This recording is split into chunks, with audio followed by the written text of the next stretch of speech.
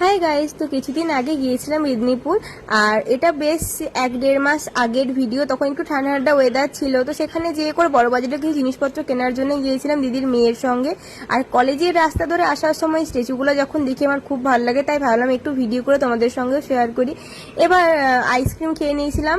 আর অরুণের আইসক্রিম তো আমার খুব পছন্দের, তোমাদের কার কার ভালো লাগে কমেন্টে জানিও। তার সঙ্গে নারকেল কুল খেতে খেতে চলে গিয়েছিলাম আমার বোনঝির রুমে। সেখানে যাওয়ার পর তোমাদেরকে দেখাচ্ছি কি কি নিয়ে এসেছিলাম। এখানে পানি ফল, পেয়ারা নিয়ে এসেছিলাম, 2 রকমের মোমো নিয়ে এসেছিলাম, টাইফু ছিল তার সঙ্গে।